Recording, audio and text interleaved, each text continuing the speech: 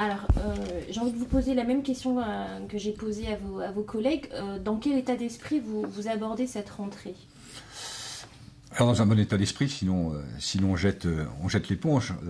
Bon état d'esprit parce que concernant je dirais les municipalités, aujourd'hui on est grosso modo à mi-mandat, hein, donc c'est le moment, et par rapport à notre vécu propre à la ville de Bourges, où en fait je veux dire, il y a deux phases. Une première phase où le maire et son équipe à gérer la situation, notamment gérer une situation financière compliquée, hein. Comme beaucoup de collectivités, évidemment, c'est un contexte qui était dégradé, bon, du fait d'une situation, je dirais, un peu tendue, notamment sur les aspects, je dirais, endettement et remboursement de la dette, et puis avec l'effet conjoint des baisses aux collectivités locales qui ont mis vraiment la ville dans le rouge au début de ce mandat-là. Donc, ce qui a nécessité, je dirais, une première partie de mandat qui est un vrai travail de gestionnaire.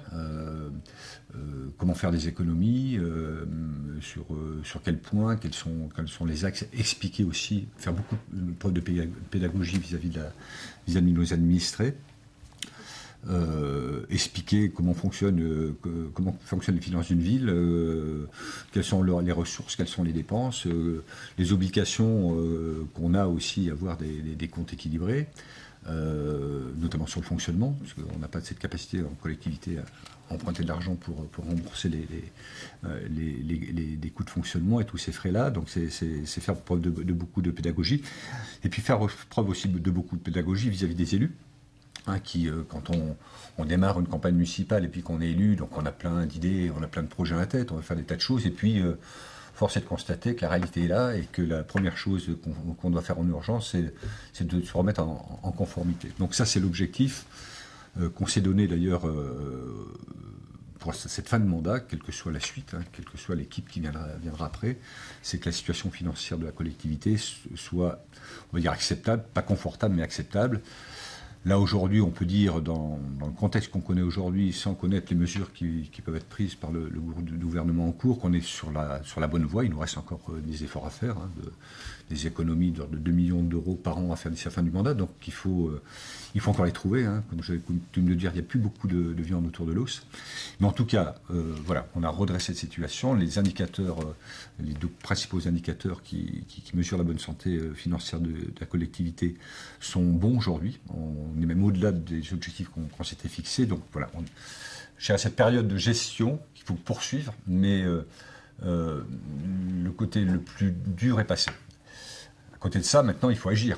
Hein, donc on est plutôt sur cette deuxième partie de mandat. Alors même si on a commencé des choses, c'est de dire on ne peut pas, bien gérer une ville, c'est une chose, mais on n'attend pas que ça d'un maire. Bon. Et donc il faut agir pour notre ville, pour ses administrés. Donc l'état d'esprit est bon, parce que, une fois encore, les bases financières sont plutôt solides par rapport à ce qu'on a connu, ce qui nous permet effectivement d'envisager l'avenir avec un peu plus de sérénité par rapport à ce qu'on a pu vivre ces dernières années. Donc la rentrée se présente plutôt bien. Effectivement, il y a eu des rumeurs de peut-être que la ville de Bourges pourrait être mise sous tutelle à cause de sa santé financière très très fragile. Donc aujourd'hui, vous dites que cette phase-là, elle est passée. Très concrètement, combien d'économies la ville doit encore faire pour être désendettée et pouvoir justement avoir des projets concrets plus tard? L'endettement, c'est pas un souci en tant que tel. Je fais souvent le parallèle en disant que la gestion d'une ville, c'est pas plus compliqué que la gestion d'une famille et d'un foyer. En fait, c'est la capacité de la collectivité à rembourser la dette. Bon. Alors c'est vrai que si vous n'avez pas de dette, vous n'avez pas des questions à vous poser. Dès lors que vous en avez, c'est d'avoir cette capacité à rembourser, ce qu'on n'avait pas en fait, hein, puisqu'on était vraiment dans une situation où, je ne vais pas être trop technique, mais d'une part, on avait une marge brute, hein, ce qui est finalement la différence entre les recettes et les dépenses de fonctionnement, qui ne nous permettait pas de rembourser cette dette, et c'est une difficulté. Et la solvabilité, c'est-à-dire la durée de remboursement de la dette, était bien au-delà de la norme. sachant que le plafond, usuellement, c'était 15 ans, on était parti sur 20-25 ans en 2017-2018 si on n'avait rien fait. Donc c'est là-dessus surtout que je veux insister. Maintenant, voilà, aujourd'hui, la ville se désendette, ce qui n'était pas arrivé depuis plus de 15 ans. Donc c'est là que je dis qu'il y a un indicateur qui va mieux. Notre marge brute est au-delà de... On dit 10% des recettes de fonctionnement, c'est un peu la règle aussi, donc on est bien au-dessus de ça, donc on a cette capacité à rembourser la dette. Bon. Donc, une fois encore, dans l'état actuel des connaissances, une fois encore, j'insiste beaucoup, parce que je ne sais pas quelles sont les décisions que va prendre le gouvernement. On parle de la taxe d'habitation, quelle va être la conséquence pour les collectivités, on ne sait pas aujourd'hui. En tout cas, dans ce qu'on connaît aujourd'hui, il nous reste effectivement, en termes d'économie, à trouver encore 2 millions d'euros par an. Donc, maintenant, comme je vous dis, il y a encore sans doute des niches, mais on a vraiment fait le parcours. Et même précédemment, l'équipe précédente, moi j'ai fait faire un audit financier en 2014, un audit financier pour connaître pourquoi on en est arrivé là, avec une rétrospective 2008-2014, le mandat précédent auquel je participais, puisque j'étais maire adjoint à l'époque. Et puis une prospective jusqu'à 2020 en disant, fort de ça, comment on se projette avec les éléments qu'on a de manière à améliorer cette situation. Et on voit sur au moins le mandat précédent que la gestion était bonne, parce qu'en fait on avait une courbe de dépenses de fonctionnement quasiment stable, même si la pente montait un tout petit peu, mais après derrière on a des contraintes qui sont, je vais prendre des exemples, le coût d'énergie qu'on ne maîtrise pas, les évolutions salariales sur sur les rémunérations des agents qu'on nous impose, que l'État nous impose. Or sur le fond, je ne dis pas que c'est pas bien, mais en tout cas vous ne maîtrisez pas ça. Donc on avait finalement une courbe de dépenses de fonctionnement relativement stable. Ça veut dire que des choses avaient été faites avant. Là, il faut appuyer sur l'accélérateur, parce qu'en fait, il faut bien voir que la diminution des GF pour la ville de Bourges, c'est une perte entre 3 et 4 millions d'euros par an. Pour avoir une image, 3 millions d'euros, c'est la subvention qu'on a lue au CCAS. Ça veut dire que si on voulait faire une économie immédiate, il fallait qu'on supprime le CCAS, toutes les prestations pour la jeune enfance et les personnes âgées. Donc j'aime bien comparer ces baisses par rapport à des activités pour bien les mesurer. Donc là, les actions qui nous restent à mener, c'est des poursuites sur l'organisation, et puis évidemment, ce qui aujourd'hui coûte cher dans le budget de fonctionnement, c'est toutes les charges salariales, qui représentent 58% du budget de fonctionnement. Malgré ces contraintes, vous dites qu'il est temps d'agir. Donc, parmi vos projets, on peut parler par exemple de la Maison de la Culture, qui fait partie de ces projets. Projet d'ailleurs qui était un petit peu décrié dans la ville, parce que justement ces contraintes financières faisaient qu'on se demande, certains se demandent si la Maison de la Culture c'était une priorité. Qu'est-ce que vous répondez à ça ? Alors, prenons le cas de la Maison de la Culture, et on généralisera les montants d'investissement jusqu'à la fin du mandat. La Maison de la Culture, d'abord, c'était un projet qui était engagé il y a plusieurs années. Pour faire un tout petit peu d'histoire, à l'origine, c'est l'État qui avait demandé à mon prédécesseur de réfléchir à la réhabilitation de la Maison de la Culture sur le site actuel.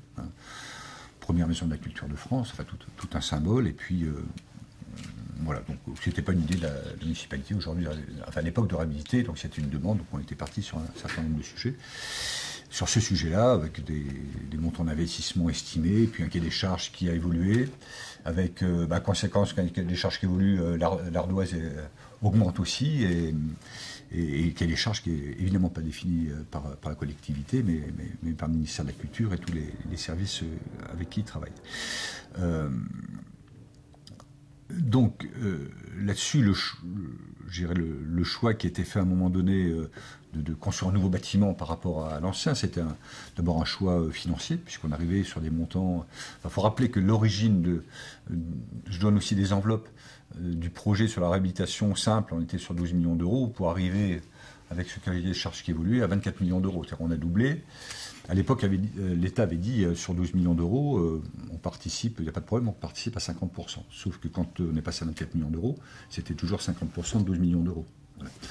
Donc voilà. Et à ce stade-là, Serge Pelletier avait proposé à la ministre de la Culture de l'époque de dire, mais finalement, est-ce qu'on n'a pas, pour un montant pareil, tout intérêt à construire un nouveau bâtiment qui aura d'autres atouts, qui sera bâtiment du XXIe siècle, qui en termes je dirais, d'économie d'énergie, sera un nouveau bâtiment qui répondra, je dirais, à toutes les normes, et même au-delà, qui en termes de fonctionnement aussi sera conçu d'une façon optimum, ce qui n'était pas le cas finalement de la ministre de la Culture sur ce site-là, et c'est comme ça que la ministre de la Culture à l'époque avait validé le principe de construire un nouveau bâtiment dont les travaux vont démarrer au mois de mars l'année prochaine et qui se trouve à quelques pas de l'ancien site, avec un sujet sur lequel on a travaillé en parallèle et puis pour lequel on a eu une réunion la semaine dernière sur l'utilisation de l'ancien site, parce que c'est aussi un vrai sujet. L'utilisation qui sera, moi je l'avais dit pendant la campagne, des travaux qu'on ne fera pas sur ce mandat-là, parce que financièrement on ne peut pas à la fois supporter un projet à 24 millions d'euros et puis en même temps supporter un autre, on va dire, sur le même sujet. Donc là j'ai toujours été sur ce sujet-là, mais par contre on s'est engagé à aller sur une programmation, donc un nouveau programme, d'ici la fin du mandat, de manière à ce que l'équipe qui prendra suite puisse réaliser ces investissements sur le mandat qui viendra. Mais du coup, malgré les contraintes financières, ce projet-là, pour vous, doit être réalisé dans les plus brefs délais. Ça ne pouvait pas être repoussé en attendant de peut-être faire des projets moins coûteux et tout aussi urgents? Ça, d'une façon générale, vous savez, une collectivité se doit d'investir. Même si la situation financière peut paraître compliquée, elle doit être en capacité d'investir, mais tout en veillant effectivement qu'on ait cette possibilité de supporter ces investissements. Bon. Et il faut voir que sur le projet de la Maison de la Culture et sur d'autres, je dirais que seule la collectivité ne porte pas l'aspect financier. Il y a des partenaires, il y a l'État, il y a la région, il y a le département, il y a l'agglomération, des partenaires privés aussi. Donc je dirais que ça minimise aussi la participation financière de la ville. Et la nécessité d'investir pour une collectivité, ça veut dire derrière aussi, c'est de créer du développement économique, c'est de créer, apporter de l'activité économique aux entreprises locales, et donc c'est générer aussi de l'emploi. Et au bout du compte, c'est générer des recettes quelque part, parce qu'effectivement, dès lors qu'on met les conséquences, je dirais, immédiates de ces projets, qui dit entreprises qui travaillent, on pérennise aussi leurs activités, donc veut dire des recettes à un moment donné pour la collectivité. Donc on voit bien tout ça, c'est un cercle qui se referme, c'est-à-dire que on ne doit pas, et ça c'est très important, et je crois que les élus locaux le disent et le répètent, je le voyais encore sur les réseaux sociaux encore avant-hier, attention, dans le choix aujourd'hui, ne contraignons pas trop les collectivités, parce que le risque, et certains l'ont fait, c'est de ralentir les investissements, qui peut avoir une conséquence immédiate ou à moyen terme importante sur d'autres sujets qui sont des sujets aussi très importants. On parlera peut-être tout à l'heure de l'emploi, on va parler peut-être du chômage. Ça, c'est un sujet aussi qui n'est pas facile à traiter. Hein. Beaucoup de gouvernements sont cassés les dents dessus. Mais il faut bien voir qu'aujourd'hui, en termes d'investissement, les collectivités représentent en engagement d'investissement à peu près 70% de ce qui est dépensé sur notre territoire. Donc faisons attention à faire en sorte que les collectivités puissent continuer aussi à investir, mais d'une façon raisonnable, raisonnée, avec prudence. Mais il faut absolument qu'elles le fassent. À titre d'exemple, aujourd'hui, entre 2017 et 2020, c'est-à-dire dans les 3 ans à peine qui nous restent, nous allons engager, alors à la fois au titre de l'agglomération, au titre de la ville, 200 millions d'euros d'investissement. Donc c'est assez considérable dans des situations contraintes. Et il faut absolument continuer à le faire. Justement, en termes d'investissement, à quel projet doivent s'attendre vos administrés pour les prochains mois ou peut-être d'ici la fin de votre mandat? Quels sont les projets qui vont sortir de terre? J'ai cru comprendre qu'un skatepark était particulièrement attendu, notamment. Donc, quels sont les projets que vous avez pour la ville? Alors, il y a des projets, on va dire, un peu classiques, j'appellerais plutôt de maintenance ou de requalification de voirie, le trottoir. Donc ça, c'est classique. On fait aussi beaucoup de travaux dans les écoles. Hein, une nécessité aussi, notamment en termes de travaux liés aux énergies. Hein, alors à la fois parce que ça vient toucher le fonctionnement. Donc on revient toujours à ce qu'on disait tout à l'heure. Aujourd'hui, il y a aussi beaucoup d'investissements. Enfin, je veille beaucoup à ce qu'un investissement soit entre guillemets rentable, c'est-à-dire qu'en fait que la conséquence de cet investissement puisse impacter les coûts de fonctionnement, hein, pour ne pas se retrouver dans la situation dans laquelle on s'est trouvé. Donc dans les écoles, on a aussi des projets qu'on ne porte pas forcément nous, mais des privés nous sollicitent beaucoup sur des résidences aussi autonomie, résidences seniors. C'est un peu nouveau, hein, depuis le début du mandat. On a des projets qui seront d'ailleurs en cours et des projets à venir. On a aussi des projets de réhabilitation et puis d'embellissement de la ville. Hein. Beaucoup de choses ont été faites dans les mandats précédents. Il faut qu'on poursuive. Par exemple, plus récemment, on a refait complètement la promenade des remparts, hein, qui était un lieu de visite pour les touristes, entre autres, et voilà, qui était complètement dégradé, donc un lieu où on a aussi investi. Il y a un projet dont on va parler ce soir, puisque j'ai une réunion publique de présentation du projet, c'est la réfection complète d'une place qui se trouve à côté, qui s'appelle l'îlot Victor Hugo, qui est une conception des années 70-80, un lieu qui est à proximité, je dirais, de commerce, de bars, de restaurants, de l'office de tourisme aussi, à proximité aussi des administrations, c'est juste à côté. Et dans sa conception était un lieu pas pratique, en fait, qui contraignait les terrasses des cafés et des bars. En termes d'accessibilité, en fait, la topographie fait qu'effectivement, il y avait des marches qu'on descendait, qu'on remontait. Donc là, on réhabilite ce site-là, à proximité de la cathédrale, d'ailleurs pour donner aussi une continuité dans l'accès à la cathédrale et la vision qu'on a sur ce site inscrit au patrimoine de l'UNESCO, dont on fête le 25 ans d'ailleurs cette année. Au mois d'octobre, on va faire une semaine d'activité. Et donc, c'est d'avoir aussi un lieu de vie, un lieu de convivialité, un lieu de partage, un lieu de rencontre, un lieu où on pourra aussi peut-être organiser des concerts, des spectacles. Et la conception d'aujourd'hui n'est pas conforme. Voilà. Donc voilà, sur des aménagements, on va dire investissements petits, mais voilà, si on parle de l'îlot Victor Hugo, on est quand même sur une enveloppe minimum 1 million d'euros, donc c'est pas neutre, donc c'est des choses qui vont démarrer en 2018 et probablement sur 2019. Après, on a des grands projets pour la ville et pour l'agglomération. La Maison de la Culture, vous en avez parlé. Donc un projet hors taxe on est à 24 millions d'euros, je disais tout à l'heure. Des travaux qui vont démarrer donc le 21 mars l'année prochaine, qui devraient se terminer au mois de juillet 2020. Hein, donc voilà, c'est ce projet qui était un peu difficile à mettre en œuvre, mais qui va vraiment démarrer maintenant. Quelque chose qui est moins réjouissant qu'une maison de la culture, mais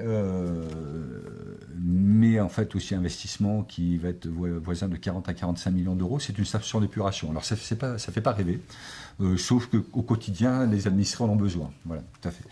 Donc ça, c'est quelque chose qui va aussi démarrer normalement en 2018. Hein, 2018. Elle sera où cette station d'épuration ? Elle sera à proximité de celle qui existe aujourd'hui. Hein. On est sur des terrains qui sont... il y a une rue qui les sépare en fait. Hein, donc il n'y a pas de changement de lieu. Donc le choix du candidat va se faire bientôt, je crois que c'est le 24 octobre, enfin, le mois prochain. Un hôtel communautaire. Aujourd'hui, notre agglomération n'a pas d'hôtel communautaire. Hein, c'est l'histoire qui a voulu ça. L'agglomération est assez récente, hein, puisqu'elle date de 2002. Et là, pour des raisons à la fois de... Alors, c'est pas du tout du prestige, hein, c'est d'avoir un lieu où on dit, l'agglo, c'est là. En fait, on n'a pas ça aujourd'hui. Les équipes sont réparties dans la ville, dans différents bâtiments. Et puis aussi, en termes de management d'équipe, de pouvoir rassembler dans un même lieu des gens qui travaillent ensemble. D'autant plus qu'on a lancé donc, depuis 2014 un grand plan de mutualisation de certaines directions entre la ville de Bourges et l'agglomération. Donc on a des directions mutualisées, hein, ça a touché plus de 150 personnes. Et donc l'idée, c'est de rassembler dans un même lieu cet hôtel communautaire et ses services. Donc là, on a fait l'acquisition d'un lieu qui est un ancien site Axéréal qui a été libéré donc il y a 2-3 ans, hein, par le regroupement des sites Axéréal que la société a souhaité faire. Et donc on a fait le rachat de ce site qui a un bâtiment d'ailleurs qu'on va dans un premier temps réhabiliter pour transférer les équipes.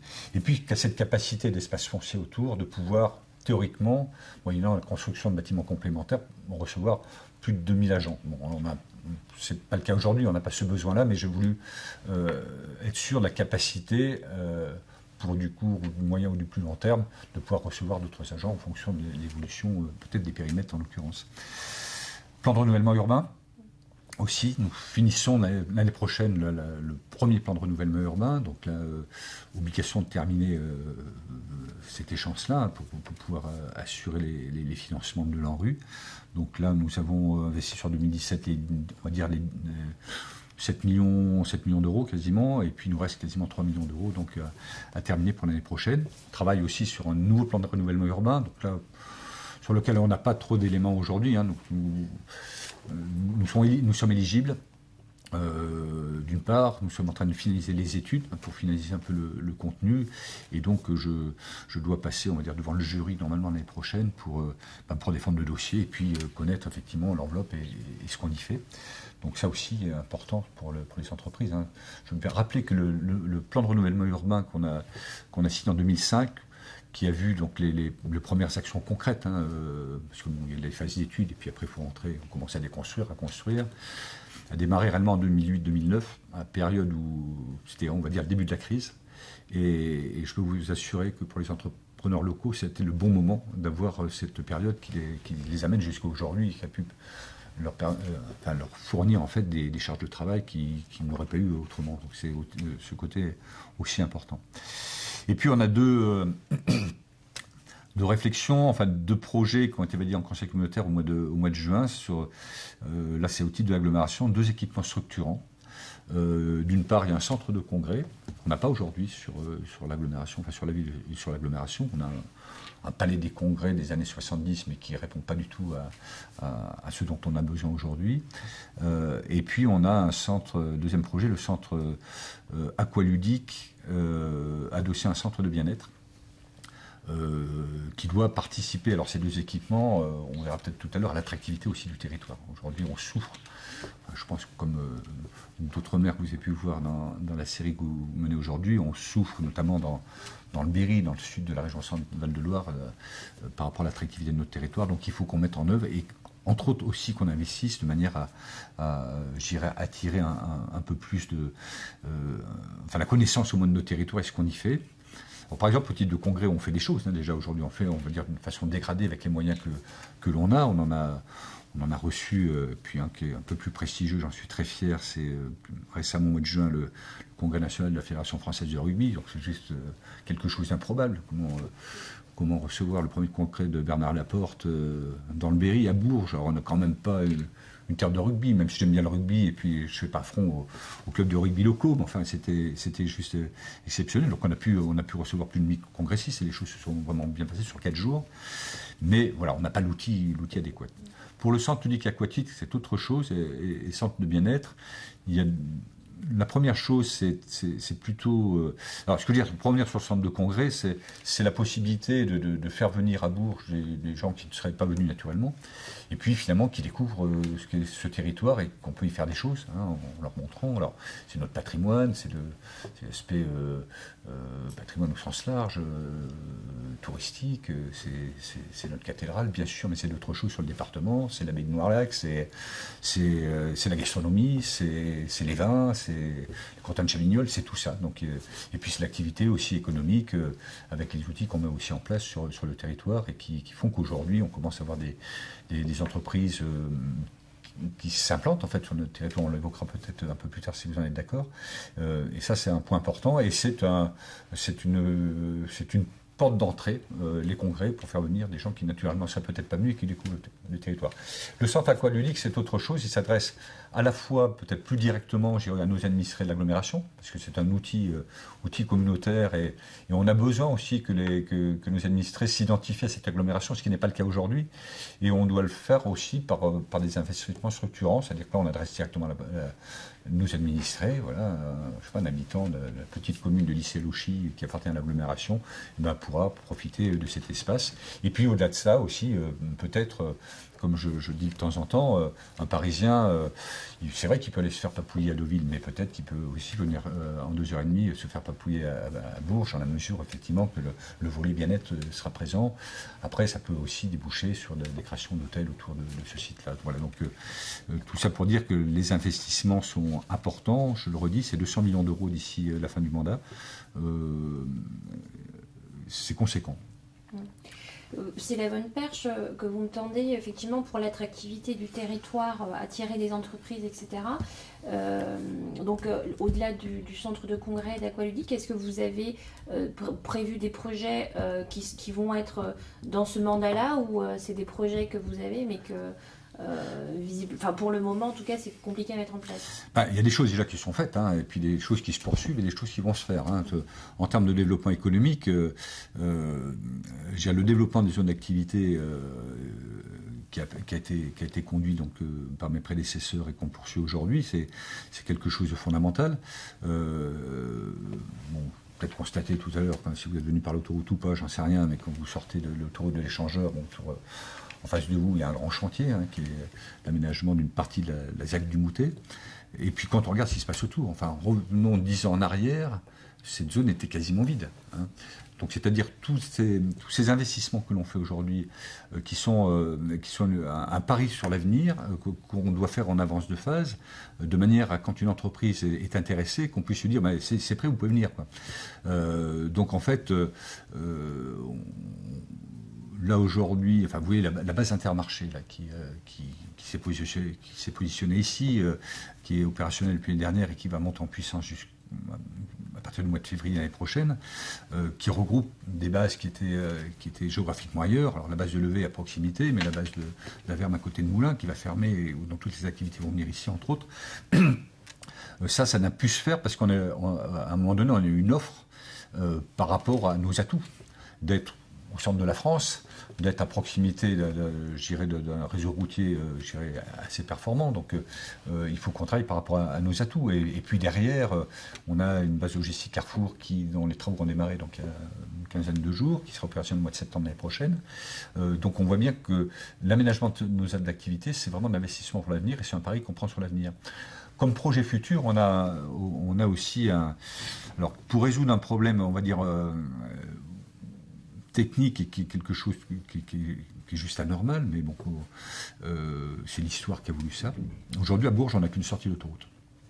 Ce qui est juste pas imaginable, c'est pour des raisons purement politiques de l'époque, peu importe, on ne va pas revenir dessus, le conseil est là. Et donc, le projet qu'on a en collaboration avec le conseil départemental, c'est de travailler donc avec l'exploitant pour une deuxième sortie d'autoroute. Alors, l'objectif étant le flux de circulation, notamment le flux nord-sud. Par exemple, ce flux, quelqu'un qui est au nord du département, qui veut chercher l'autoroute, obligé de traverser Bourges, aller au sud, parfois pour remonter, ce qui est complètement illogique. Mais au-delà de l'aspect purement technique, c'est le fait d'être en capacité de pouvoir développer une autre zone d'activité économique autour de ce nouvel échangeur. Ça, c'est un projet à aller entre 5 et 10 ans.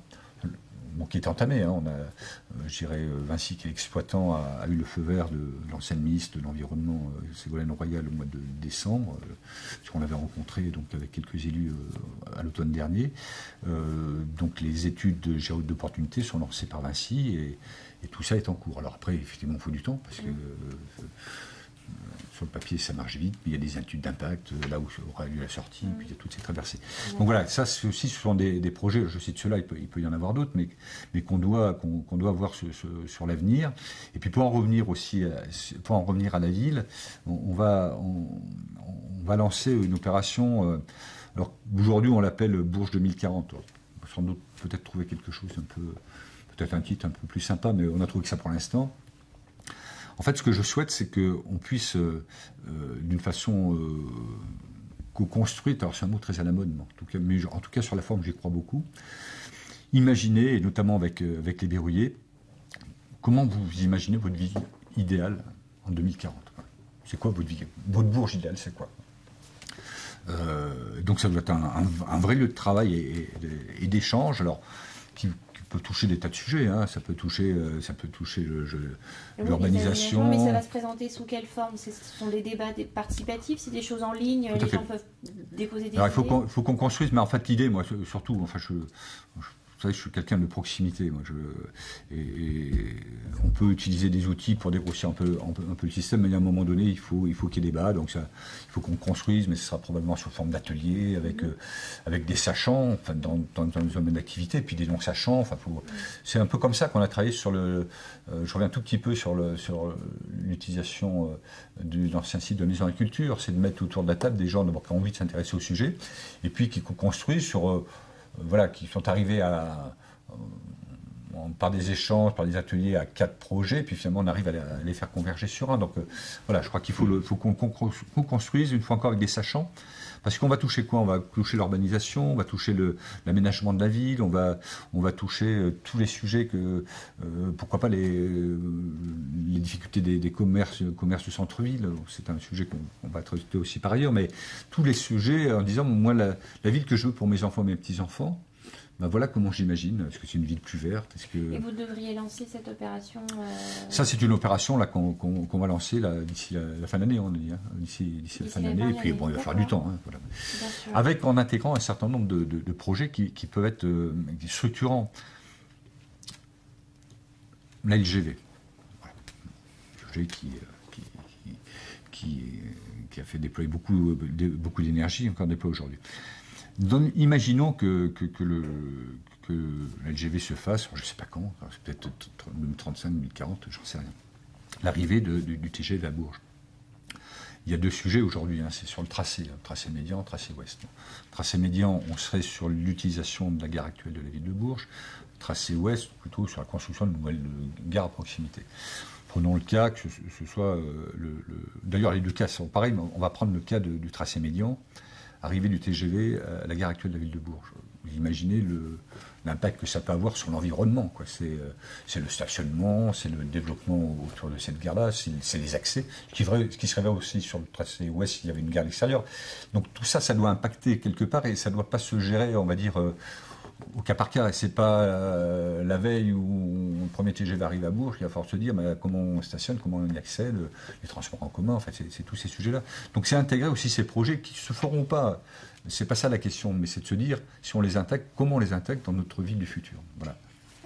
Toujours pour parler d'attractivité, vous parlez du centre-ville. Alors effectivement, c'est un problème dont plusieurs villes moyennes sont confrontées, c'est-à-dire les commerces qui ferment et du coup un centre-ville qui se paupérise. Est-ce que vous avez un plan justement pour dynamiser ce centre-ville, en sachant que il y a beaucoup d'hyper en périphérie de Bourges, ça fait grincer pas mal de dents, notamment des commerçants. Est-ce que vous avez prévu de quelque chose pour redynamiser le centre-ville de Bourges? Oui, d'abord là aussi, c'est sur la forme. Beaucoup se dit, beaucoup s'écrit.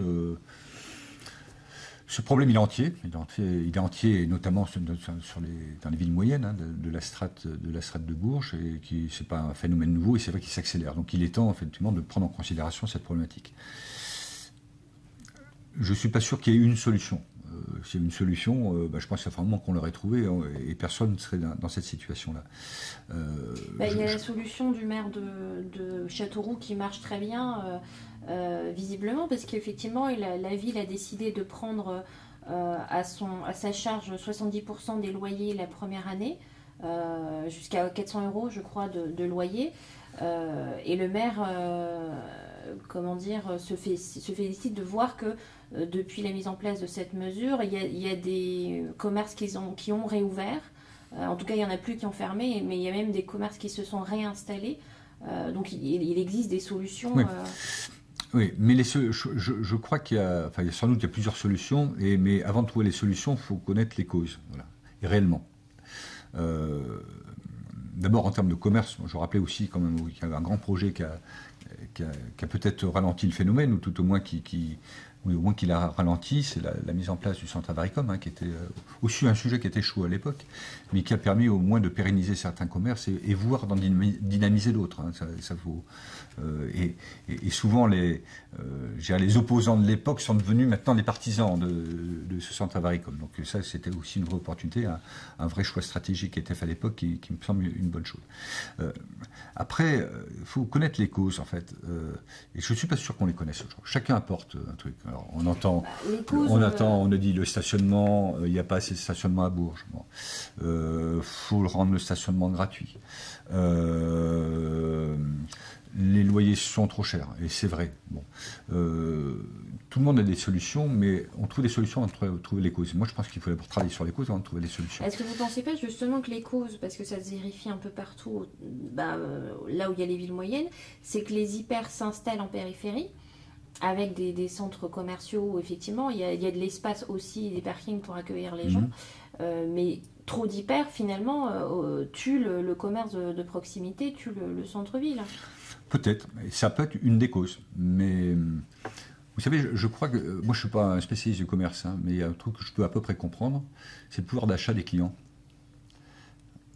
Parce que ça, on oublie de le dire, quand même, quelque part. Parce que je pense qu'à un moment donné, effectivement, si on a de l'argent dépensé, on commence à le dépenser. Et si on n'a pas le dépensé, eh ben on réduit. Donc si on réduit nos dépenses, effectivement, à un moment donné, on dépense moins. Donc les commerces, d'une façon générale, souffrent. Donc à mon avis, ça, c'est déjà aussi la première cause. Le stationnement, je ne sais pas si c'est vraiment le sujet. Peut-être. Je prends un exemple. Carrefour, localement, a agrandi sa galerie, donc, il y a quoi, un an et demi, à peu près. Quelque chose d'assez qualitatif, en l'occurrence. Des boutiques se sont installées, dont des commerçants de l'hypercentre.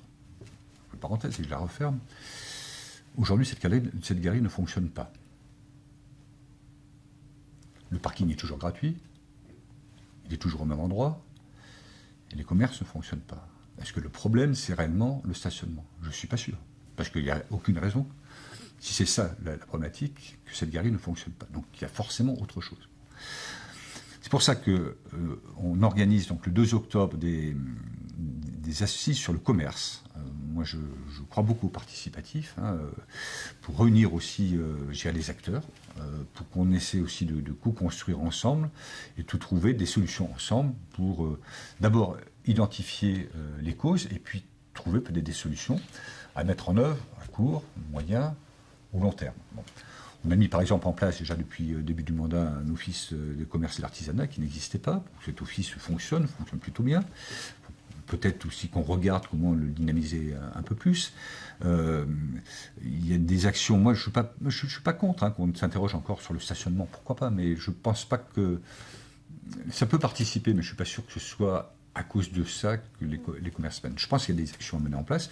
Ce que fait Gilles Labrousse à Châteauroux, c'est sans doute très bien. Peut-être qu'il faut qu'on arrive à le faire. C'est pour ça qu'aujourd'hui, je ne veux pas arriver avec des a priori, quelque chose qui est arrêté, même si on a des idées dans notre tête. Bon, on a vu aussi ce qui se faisait ailleurs. C'est aussi important de ne pas réinventer l'eau chaude. Hein, j'étais aux assises du commerce c'était à Orléans, qui a lieu au mois de juin, je crois de mémoire, au mois de juin-juillet. Donc il y a des choses qui se font dans certaines villes. Donc allons voir aussi ce qui se fait. Il y a une équipe qui est allée au Puy-en-Velay aussi au printemps, cet hiver au printemps, pour voir tout ce qui se fait en termes de e-commerce. Voilà, j'étais un peu en avance sur ces sujets. Donc il faut aller voir aussi ce qui se passe ailleurs et voir ce qui peut être applicable, voir ce qui a marché ailleurs qui peut être transportable, voir ce qui n'a pas marché, peut-être pas forcément la peine de le transférer. Voilà, donc une fois encore, c'est quelque chose qu'on va co-construire ensemble et puis une fois encore, mettre des solutions quand on aura trouvé les causes. On va, par exemple, moi j'ai demandé à ce qu'on lance une enquête. Alors, ça vous paraît peut-être bête, mais auprès des clients, et interroger des gens qui sont aujourd'hui, qui font leurs courses je sais pas, sur les zones d'activité, enfin les zones commerciales, à Saint-Loup-de-Char ou à Saint-Germain-du-Puy, et en leur disant, mais pourquoi vous venez faire vos achats ici? Parce que c'est eux qui vous disent pourquoi je viens là. Oui, bien sûr. Parce que c'est pour des raisons d'économie, des raisons pratiques, des raisons de proximité. Ils vont faire la même chose pour des clients de centre-ville. Pourquoi madame, pourquoi monsieur, vous venez acheter, là, je sais pas, vous sortez d'acheter une paire de chaussures chez machin, pourquoi vous le faites ici? C'est eux qui ont la réponse. Est-ce qu'ils vont dire, je viens plus en centre-ville parce que j'ai plus de qualité, j'ai plus de services, j'ai plus de... Un rapport parlementaire qui a été rendu l'année dernière, d'ailleurs, à ce propos. En tout cas, effectivement, la présence de trop d'hyper en périphérie, vous avez raison sur le fait qu'il y a plusieurs causes, il n'y en a pas qu'une, mais effectivement, la présence d'hyper en périphérie explique en partie l'appauvrissement des centres-villes. Je vais vous poser une dernière question, parce que je m'inquiète aussi pour votre Non, vous planning. inquiétez pas, je peux déborder. Une dernière question sur la tribune que vous avez faite dans l'Obs. Le macronisme n'est pas le centrisme. Qu'est-ce que vous vouliez dire par là? Est-ce que ça veut dire que votre parti doit s'inscrire dans l'opposition nécessairement, puisque vous ne partagez pas... Si vous permettez, je vais revenir en complément de ce qu'on se dit avant qu'on parle un peu de politique. Il y a plein d'actions qu'on mène en termes d'attractivité de la ville. Ça aussi, c'est important. On reçoit des grands événements sportifs. On a reçu les champions du monde d'escrime cadet junior l'année dernière. On a reçu le championnat d'Europe U16 aussi de basket donc, cet été. On va recevoir l'année prochaine les championnats de France par équipe en judo. Voilà, on crée aussi des événements d'attractivité pour faire venir, un peu comme je parlais du centre de congrès tout à l'heure, mais participer aussi à ça. Et puis il y a une action sur laquelle je voudrais aussi revenir qui est aussi très importante, c'est sur l'emploi. Je veux dire qu'en fait, on a mis en place, je dirais, en 2015, ça va faire presque 2 ans, c'est le 25 septembre, la mission emploi, alors, je ne sais pas si vous en avez entendu parler, mais c'est quelque chose qui est nouveau, qui est né à Drancy d'ailleurs, et puis on a pris un peu le concept. Effectivement, j'avais des relations particulières avec l'ancien maire de Drancy, Jean-Christophe Lagarde, et donc c'est un outil municipal qui finalement travaille comme un cabinet de recrutement, qui n'est pas concurrentiel de l'organisme par rapport à Pôle emploi. La preuve, c'est qu'on va signer prochainement une convention avec eux, mais qui a une petite structure qui permet de faire matcher en fait des chercheurs d'emploi. Je dis bien chercheurs et pas demandeurs. Et puis il y a des entreprises qui localement recrutent et qui ont du mal à recruter. Je parle de ça parce que je suis très satisfait du résultat. Bon, au départ, on est parti, on ne sait pas trop où on allait. Alors même s'il y avait l'expérience d'autres villes, mais en tout cas aujourd'hui, j'en suis très satisfait par rapport au résultat. On a traité à peu près 1800 dossiers depuis 2 ans. On a concrétisé plus de 800 retours à l'emploi, dont plus de 220 CDI en moins de 2 ans. J'insiste là-dessus parce que ça veut dire que par rapport à l'emploi, ce qui est un vrai sujet, le chômage c'est un vrai sujet, encore beaucoup de gouvernements sont cassés les dents dessus, et moi je pars du principe que chacun doit porter sa pierre à l'édifice, et en particulier les maires des communes, le président d'Adaglo doivent participer, parce que vous savez, moi je me souviens pendant la campagne, il y avait 2 sujets qui étaient importants pour les administrés, une lourde campagne, c'était la sécurité des biens des personnes et l'emploi. Donc c'est 2 sujets qu'on a mis en priorité.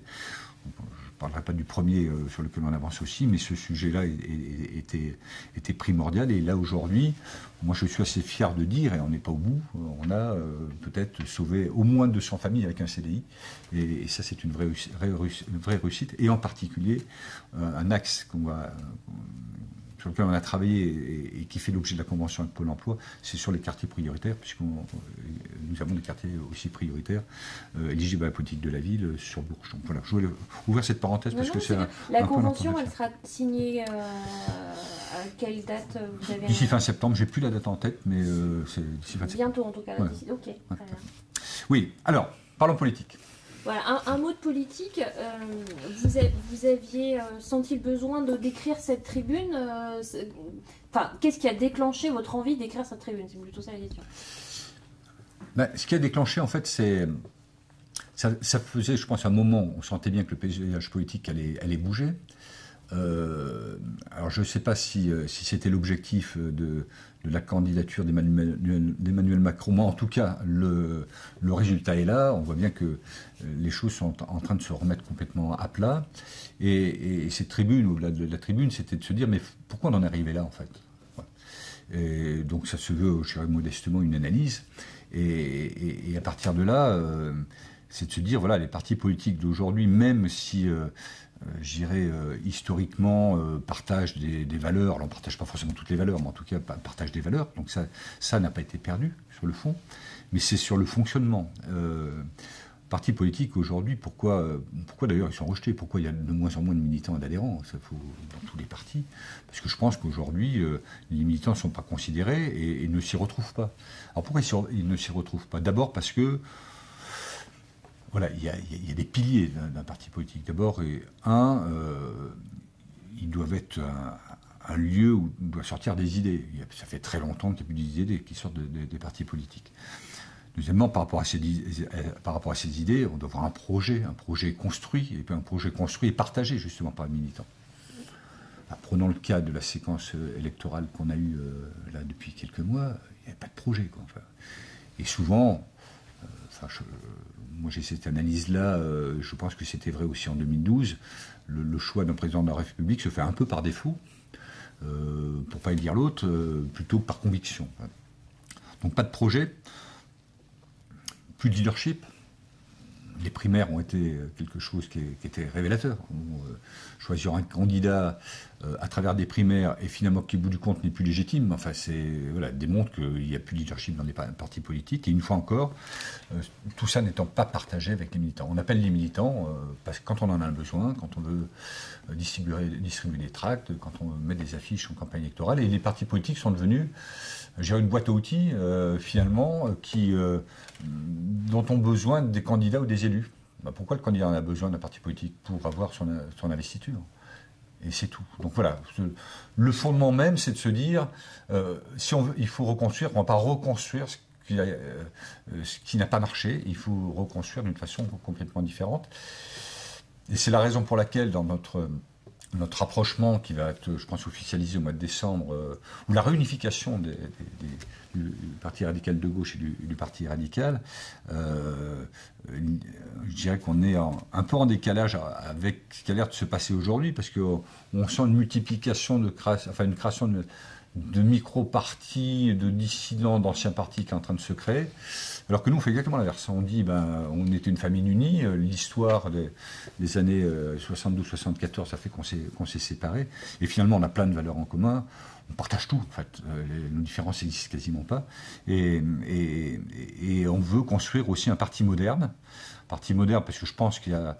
je ne sais pas si Gilles Hervé vous a évoqué ce sujet-là, mais je sais qu'on est sur la même si on n'est pas sur le même parti politique, mais on partage cette idée qu'il faut moderniser les partis politiques, impliquer aussi les élus locaux, du fait aussi de la loi de non-cumul des mandats, qui va faire qu'on va éloigner, en fait, on peut éloigner, moi j'étais pas favorable au non-cumul, les limiter sur le nombre et sur la durée, mais en tout cas pas là-dessus, et le risque effectivement c'est de ne plus avoir en représentant, je dirais, avoir des représentants nationaux ou avoir des représentants au niveau national que des gens, avec le risque qui soient un peu hors sol par rapport à ce qui se passe au quotidien. Donc je pense qu'il y a aussi un vrai travail, une implication qui doit être importante aussi des élus locaux.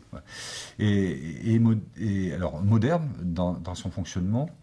Et puis on veut enfin être aussi un parti indépendant, ce qu'on n'a pas été jusqu'à présent. Alors c'était vraiment le cas de la séparation du PRG, le mouvement des radicaux de gauche à l'époque et du Parti radical, où chacun est parti d'un côté en soutien plutôt au Parti socialiste, et puis de l'autre côté plutôt soutien au RPR, puis UMP, puis les Républicains. Voilà, je pense qu'aujourd'hui, si on veut exister, je crois qu'il y a de la place pour le centre. Voilà, je pense que humainement, le français est centriste. Voilà. Alors, il y a des extrêmes, et là, il y a de la place. La place a été prise aujourd'hui par Emmanuel Macron, mais a été prise sans parti. Aujourd'hui, le parti La République En Marche n'est pas un parti. Est-ce qu'il a des idées? Est-ce qu'il a une structure de projet? Est-ce qu'il a un leadership?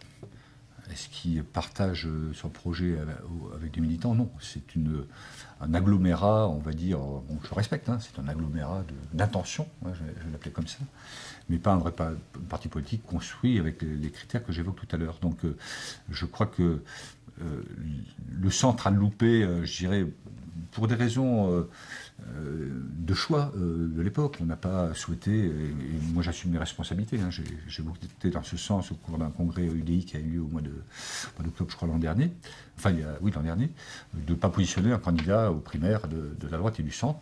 C'était des choix, on a peut-être fait comme une erreur, en tout cas c'est un choix, et les centristes deviennent un peu supplétistes des grands partis. Bon. Et je crois que ça ne marche pas. Donc il faut vraiment qu'on devienne indépendant, et on a décidé de devenir un nouveau parti. Alors, je ne sais pas comment il s'appellera, il y a un groupe de travail qui est en train de bosser là-dessus, un nouveau parti radical, je ne sais pas comment il s'appellera, mais qui sera un parti indépendant. Voilà. Alors on prend un risque, Mais ce risque, on doit le prendre parce que je pense qu'on doit correspondre. Si on construit autour des idées, qu'on a un vrai fonctionnement moderne et qu'on défend nos valeurs sur la laïcité, sur l'humanisme, nous sommes des pro-européens, sur tous ces sujets-là, je crois que ça correspond effectivement à... Et à... vous n'avez pas assez de points communs avec Emmanuel Macron, qui justement se déclare ni de droite ni de gauche, donc il reste quoi, le centre? Visiblement, selon vous, il n'y a pas de point commun à trouver. Alors si Emmanuel Macron n'est ni à droite ni à gauche, nous on n'est ni dans la majorité ni dans l'opposition. Voilà. Et les deux à la fois. Voilà. C'est-à-dire qu'en fait, on se reconnaît dans beaucoup de points de ce que projette faire Emmanuel Macron, bien évidemment. Mais il y a des points sur lesquels on n'est pas d'accord. C'est-à-dire qu'on sera bienveillant, mais on va être très vigilant. Et quand il faudra être dans l'opposition, on le sera dans l'opposition. Les orientations sur la taxe foncière, c'est... parce qu'aujourd'hui, on ne sait pas en plus comment ça va se passer, donc on est très, très vigilant là-dessus. Oui, sur les appels, c'est aussi un vrai sujet. Je voulais vous poser la question tout à l'heure, ça m'a échappé. La ville étant déjà dans une situation compliquée à Bourges, cette taxe foncière, donc c'est une manne financière qui va vous échapper. L'État s'est engagé, à ma connaissance, à compenser cette taxe. Malgré tout, vous êtes inquiet, vous, concernant ce... je suis inquiet, comme tout le monde, qui est inquiet, oui, très inquiet. Vous ne croyez pas aux garanties que vous... Je ne sais pas, je ne les connais pas, donc voilà. Donc aujourd'hui, je suis un peu prudent, c'est un élément qui est fondamental. Donc on est tous, les collectivités sont en attente de savoir ce qui va se passer. Parce qu'effectivement, si c'est pour repartir sur une manière déguisée sur ce qu'on a vécu depuis 2012, c'est catastrophique. Enfin, en tout cas, moi, je ne vois pas, très sincèrement, comment je vais pouvoir m'en sortir. Ou utiliser la méthode François Hollande, c'est de se dire, moi, je n'augmente pas les impôts dans le président de la République et je transfère cette responsabilité aux élus locaux. C'est exactement finalement ce qui s'est passé, quelque part. Donc c'est ça qui me fait un petit peu peur. Mais une fois encore, j'ai peur parce que je ne sais pas, mais si ça se trouve, on aura des bonnes nouvelles. Moi, vous savez, sur le travail qu'on doit faire sur l'endettement de l'État d'une façon globale, je ne suis pas contre que les collectivités participent, mais d'une façon concertée, raisonnée, et pas sur des décisions brutales sans concertation, telles que c'est passé jusqu'à présent. Donc voilà, inquiet pour la suite. Mais vous savez, vous prenez le cas des appels, qui paraît... j'ai vu un peu les grandes orientations sur le logement là, qui ont été annoncées hier. Bon, ça demande des précisions. Le cas des appels, sur le fond, on se dit pourquoi pas. Sauf qu'il faut mesurer l'impact. Et je ne suis pas sûr qu'on ait mesuré l'impact. Parce que quand on dit aujourd'hui aux bailleurs sociaux, il faut absolument que vous réduisiez vos loyers par rapport à ça, ils vivent comment, les bailleurs sociaux, quelque part? Ils vivent effectivement de leurs recettes qui sont les loyers, encore faut-il qu'ils les perçoivent, mais c'est une manne financière qu'ils auront forcément moins. Comment on fait tourner les offices?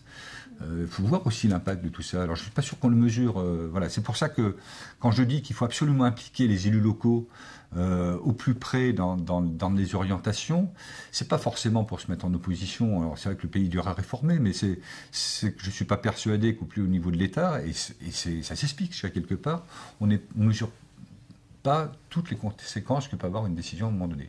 Et l'élu local, lui, qui a les mains dans le cambouis, va être capable de dire oui, attention, ou il faut le faire comme ça parce qu'il faut le faire progressivement. Enfin, il y a peut-être. Voilà.